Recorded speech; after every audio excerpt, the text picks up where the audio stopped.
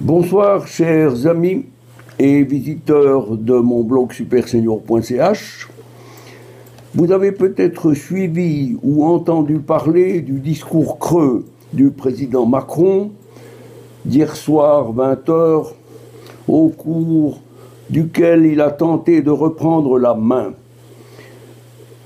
D'après les différentes réactions glanées de ci, de là, force est de constater que M. Macron a totalement failli. Il n'a pas su aller au fond du problème. Et lui qui est un ancien banquier venant de chez Rothschild, j'aimerais lui dire ceci. M. Macron, vous savez certainement pourquoi la France est un pays surendetté. Et vous devez le savoir d'autant plus que vous étiez un associé de la banque Rothschild.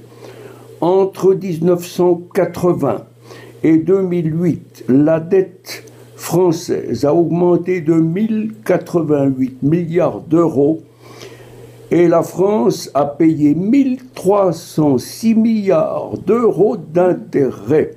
Faisons la soustraction. Sans les intérêts illégitimes encaissés par les banquiers, je dirais presque banksters, financiers privés, la dette publique française serait élevée fin 2008 à 21,4 milliards d'euros au lieu de 1327 milliards. C'est un rêve pour les escrocs. Personne n'ose dénoncer ce scandale absolu et je veux vous dire la raison pour laquelle il y a scandale.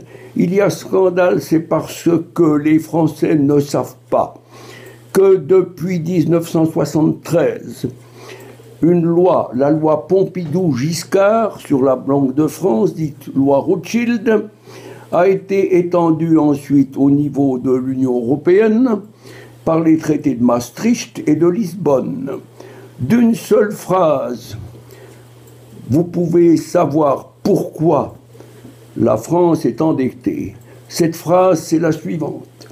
Le Trésor public ne peut être présentateur de ses propres effets à l'escompte de la Banque de France.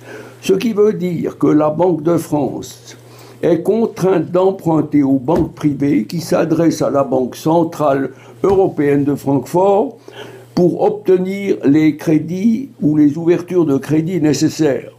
C'est-à-dire que si l'on supprimait ou si l'on se retirait de cette loi Pompidou-Giscard, la France retrouverait ses moyens de vivre.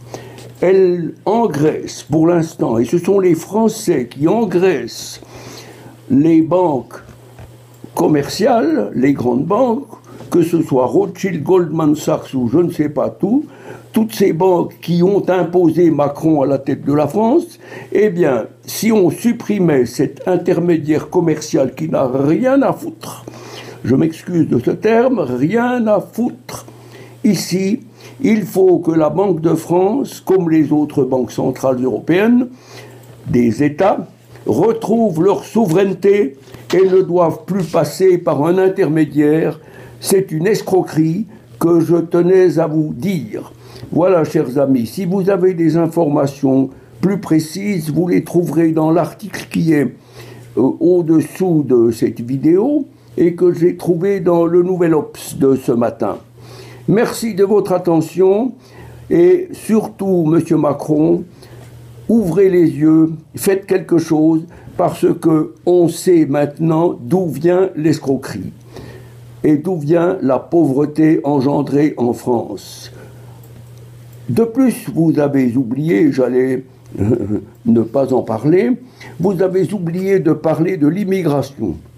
Le problème de la France, le second problème, c'est justement cette immigration sauvage, clandestine, forcée, que la France supporte en finançant indéfiniment des gens qui arrivent chez nous sans avoir la capacité de travailler plus tard, sans vouloir travailler et dans le but unique de profiter d'un système qui est formidable. Vous arrivez, vous dites je n'ai rien, je n'ai plus de passeport, etc.